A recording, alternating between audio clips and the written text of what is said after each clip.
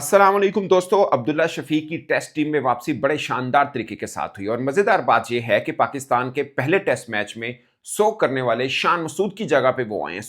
Century करने वाले batter की रिप्लेसमेंट सेंचुरी करने वाले बैटर से हुई। अगरचे वो पाकिस्तान के टेस्ट स्क्वाड के अंदर नहीं थे, पहले से एक इंजरी रिप्लेसमेंट के तौर पर आए और बाई चांस वो ग्लोबल टी20 लीग वहां पर खेल रहे थे लाहौर कलंदर की तरफ से और उनको रिप्लेस कर दिया। वैसे बाबर आजम उनको बहुत पसंद करते हैं और आपने सेलिब्रेशन देखी भी होगी कि जब अब्दुल्ला शफीक ने 100 किया तो बाबर आजम ने कैसे उनके साथ सेलिब्रेट किया है। बाबर आजम हमेशा उनकी तारीफ करते हैं, मैंने कल भी वीडियो में मेंशन किया था। बाय द वे मैं उनका रिकॉर्ड देख रहा था अब्दुल्ला शफीक का, आखिरी 5 टेस्ट मैच के अंदर एक 50 है, एक 100 है, एक 40 प्लस रन है उनके। पहले भी शायद ड्रॉप की समझ नहीं आई कि क्यों ड्रॉप किया था, शायद व्हाइट बॉल में अच्छा नहीं खेले इसलिए टेस्ट टीम से भी उनको ड्रॉप कर दिया गया था। बाय द वे बाबर आजम अपनी test century 10th test century से सिर्फ 14 रन यानी 14 रन की दूरी पर हैं। 34 टेस्ट इनिंग्स हो चुकी हैं बाबर आजम की कि उन्होंने 100 नहीं किया है। ये बड़ा एक अहम मोड़ है पाकिस्तान टीम के लिए भी और कप्तान बाबर आजम के लिए भी। पिछले टेस्ट मैच में उन्होंने 50 की थी, अब वो सेंचुरी के बिल्कुल करीब है। अगर सेंचुरी हो जाती है तो ये पाकिस्तान क्रिकेट और बाबर आजम के लिए, दोनों के लिए बहुत बेहतर होगा, क्योंकि ऐसे मोड़ के अंदर उनको कप्तानी दी गई है जब पाकिस्तान की टेस्ट टीम बहुत बिखरी हुई है। पहला टेस्ट मैच हम हारे और बुरे तरीके के साथ हारे। अब पाकिस्तान की ग्रिप टेस्ट मैच में बड़ी मजबूत नजर आ रही है, बट मुझे एग्जैक्टली वही लग रहा है जो पहले टेस्ट मैच के अंदर हुआ था। वहां पर भी दूसरे दिन का खेल जब खत्म हुआ था तो पाकिस्तान बिल्कुल जिसे बोलते हैं ना ड्राइविंग सीट के ऊपर था। अब भी सिर्फ 78 रन की आप कह सकते हैं लीड रहती है वेस्ट इंडीज की। पिछले टेस्ट मैच में भी करीबन करीबन ऐसा ही था। खैर अब शायद उससे थोड़ी बेहतर पोजीशन पाकिस्तान की जरूर है, मगर मुझे डर रहता है कि पिछले लगातार 2 बरसों से कोई एक भी टेस्ट मैच ऐसा नहीं हुआ जिसमें पाकिस्तान की बैटिंग कोलैप्स ना की हो। और बीच में अच्छी जोड़ी लगती है, जैसे लास्ट टेस्ट मैच में भी आपने देखा होगा इमाम और शान मसूद के दरमियान 150 की 150 प्लस की पार्टनरशिप लगी थी। यहां पर भी बड़ी जबरदस्त बैटिंग की और खासकर पाकिस्तान का आगाज बड़ा शानदार था। अजहान अवैस ने अपनी पहली टेस्ट 50 की, अगरचे उनका 100 है, मगर शुरुआत के अंदर बैटिंग पाकिस्तान की बड़ी शानदार थी। एक छोटी इनिंग खेली इमामुल हक ने भी और जब 34 रन की पार्टनरशिप हुई तो आखिरी 6 इनिंग्स में वो पाकिस्तान की हाईएस्ट पार्टनरशिप थी। कमेंटेटर अभी ये बोल ही रहे थे कि अगली बॉल के ऊपर इमामुल हक आउट भी हुए, मगर अजहान अवैस ने जो 50 की है बड़ी जबरदस्त की। 20 ओवर्स के अंदर almost century, like 98 run Pakistan ने किए। ऑन द होल भी आप देखें तो 60 ओवर्स के अंदर 260 प्लस रन पाकिस्तान की जो स्ट्राइक रेट है वो टेस्ट के अंदर बड़ी बेहतर रही है। अब्दुल्ला शफीक तो बहुत ही कमाल अंदाज के साथ खेले हैं, सिक्सेस भी उन्होंने लगाए और दोनों महान बल्लेबाज पाकिस्तान के अभी भी क्रीज पर मौजूद हैं।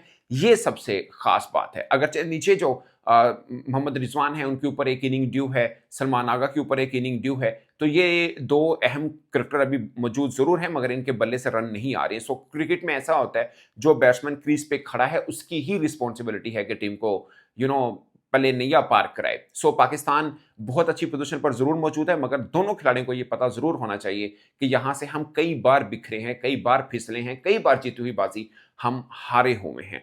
कप्तान Babar Azam I am sure कि इस रिस्पॉन्सिबिलिटी को जरूर लेंगे। अच्छा, पोर्ट ऑफ स्पेन पे चौथे बैटर बने हैं अब्दुल्ला शफीक जिन्होंने सेंचुरी की है। वजीर मोहम्मद साहब ने की थी, मुश्ताक मोहम्मद साहब ने की थी, जुवेद मियां साहब ने इससे पहले टेस्ट सेंचुरी कर रखे हैं और अब इन्होंने की है।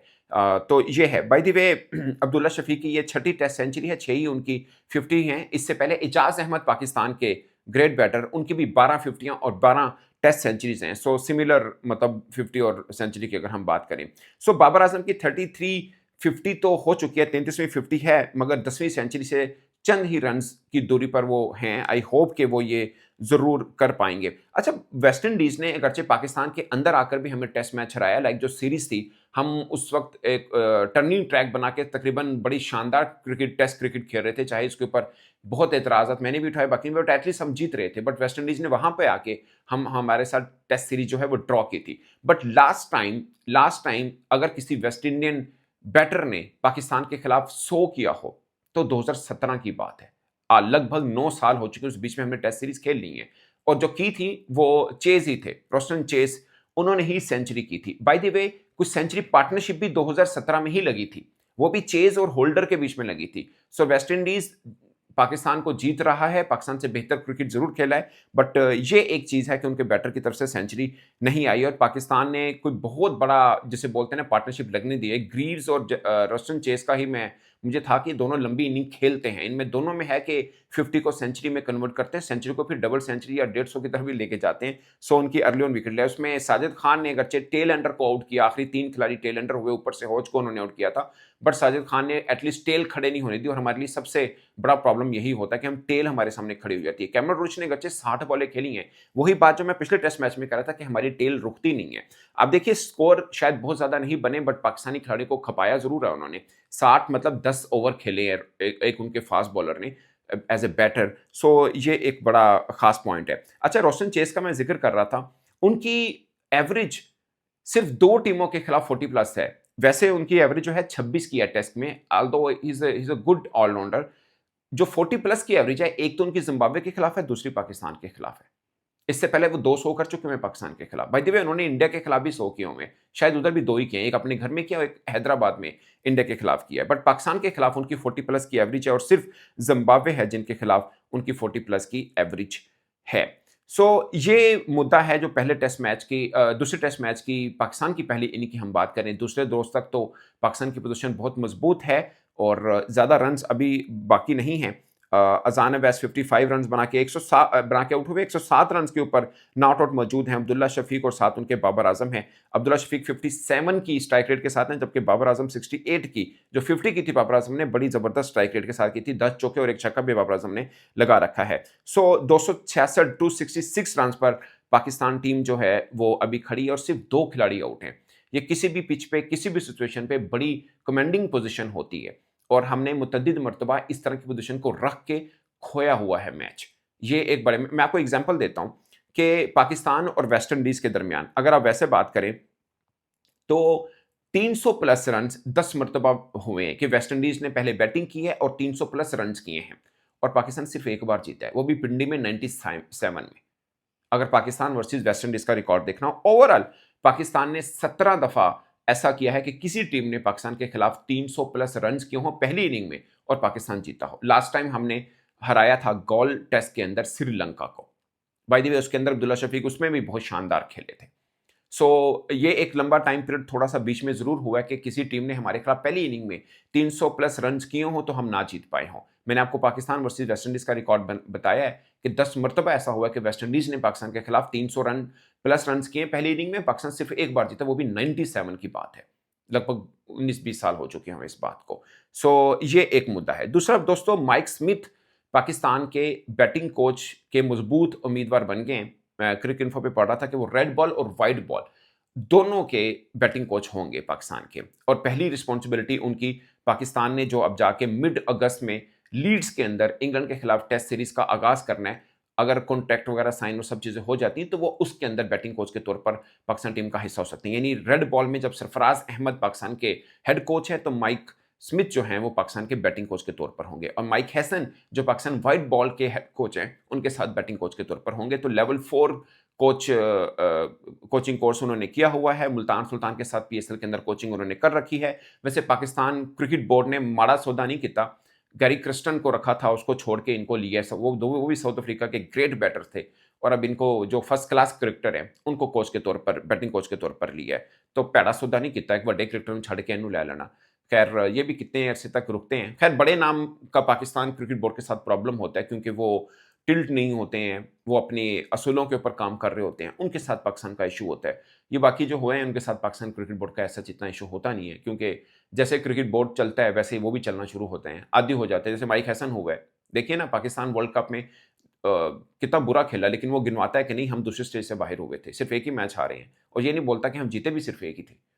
सो वो भी इस सिस्टम के अंदर ना वो हो जाते हैं, आदी हो जाते हैं पाकिस्तान के। तो वो फिर जिसे बोलते हैं ना कि लंबा तालमेल बन जाता है, फिर लंबे टाइम के लिए वो कोचिंग रहते हैं। पाकिस्तान क्रिकेट बोर्ड को भी कोई इशू नहीं रहता। बड़े क्रिकेटर के साथ मसला होता है, क्योंकि हमने बड़ी कांट-छांट करनी होती है टीम के साथ, क्रिकेटर के साथ, तो बड़े कोच को इतराज़ होता है। माइक हैसन या माइक स्मिथ इनको क्या इतराज़ होना है? सो एक लंबी यारी दोस्ती चल जाती है इस तरह के मुद्दे पे। बाकी सौदा कैसा किया पाकिस्तान ने, गैरी क्रिस्टन को छोड़ के इनको ले लिया।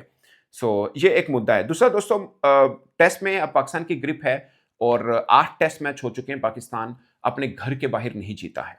खासकर शाह मसूद की कप्तानी में पाकिस्तान एक भी मैच अपने घर से बाहर नहीं जीता। आखिरी बार जो जीता था श्रीलंका में ही जीता था, बाय द वे उस वक़्त कप्तान बाबर आज़म ही थे। सो अगर ये वाला जीत जाते हैं, हम टेस्ट सीरीज़ ड्रॉ कर सकते हैं, क्योंकि तकरीबन 20 साल हो चुके हैं शायद, मुझे एग्ज़ैक्ट नहीं पता, बट ऑलमोस्ट इससे ज़्यादा ही टाइम पीरियड हुआ होगा कि पाकिस्तान वेस्ट इंडीज़ के अंदर वेस्ट इंडीज़ से टेस्ट सीरीज़ नहीं हारा। सो यहाँ से भी अगर हम हारते हैं ना, तो मैं आपको बताऊँ ये बड़ा बुरा होना है पाकिस्तान के लिए। ये एक अच्छा किक मिलेगी पाकिस्तान को अगर यहाँ से हम टेस्ट मैच जीतते हैं, बनाते हैं। थोड़ा लाइक मैं ये नहीं कि 78 रन्स बन रहे हैं तो बस ठीक है, क्योंकि पाकिस्तान ने दूसरी इनिंग आखिरी आखिरी जो इनिंग है चौथे या 5वें दिन में, वो पाकिस्तान ने बैटिंग करनी है, और पिच क्या कंडीशन कर सकती है। पाकिस्तान ने 2 स्पिनर्स डाले हैं, तो पाकिस्तान की अंडरस्टैंडिंग ये है कि ये पिच टर्न करेगी या स्लो पिच है। इसलिए हमने अब्बास और खुर्रम दोनों को बाहर बिठाया था, क्योंकि अब्बास की अब तक जो पहला टेस्ट मैच खेला हाईएस्ट जो पेस था 128 का था। खैर उनके होने ना होने में वेस्टइंडीज ने पहले टेस्ट मैच में जब वो मौजूद थे तब भी इतने रन बनाए, जब नहीं है तब भी उतने रन बनाए हैं। बट उन्होंने इंडिविजुअली बहुत अच्छी बॉलिंग की थी, 8 विकेटें ली थी, एक इनिंग में 5 था, दूसरे में 3 ली थी। अब साजिद ने, आप कह सकते हैं 4 विकेट्स तो उन्होंने भी ली हैं, आल तो 3 टेल की हैं, बट फिर भी टेल भी हमारे खिलाफ रन करते हैं। सो ये फैसला ठीक था या गलत, वो तो खैर टेस्ट के कंक्लूजन या रिजल्ट बताएगा कि क्या रहा है। But on the whole Sajid Khan ने भी बुरी बॉलिंग नहीं की, अली उस्मान ने भी जबरदस्त बॉलिंग की है, अगरचे 2 विकेट्स लिए हैं, बट दोनों महान बल्लेबाजों की विकेट उन्होंने ली है। बाकी मोहम्मद अली लीड कर रहे हैं, उबैद शाह ने थोड़े रन ज़्यादा दिए, बट विकेट्स उन्होंने भी लिए। खैर पहला टेस्ट मैच है, it's too early to criticise someone. आगे मुझे लगता है कि उबैद इंग्लिश कंडीशन में उनके लिए बहुत अच्छा रहेगा। ये एक साफ चीज़ हमें देखने को ज़रूर मिल सकती है। सो दोस्तों ये पूरे का पूरा है। यहाँ से जीत पाकिस्तान के लिए थोड़ा कॉन्फिडेंस लाएगी कि हम इंग्लैंड में भी मैच को मज़ेदार कर सकते हैं। यहाँ से खुदा ना ख़ास्ता हम हारते हैं ना, तो इंग्लैंड वाली टेस्ट सीरीज़ है, वो इतनी क्रेज़ नहीं देगी फैन्स को। ये जीत जो होती है ना, फैन्स को दोबारा टीवी के सामने ला खड़ा करती है कि देखिए अपनी टीम को सपोर्ट करें, ताकि कि उम्मीद जागी है कि हमने हराया है किसी को। इस पर दोस्तों अपनी राय कमेंट की सूरत में ज़रूर बताइएगा। मेरी तरफ से इतना ही, इजाज़त दीजिए। अल्लाह ने के बाद।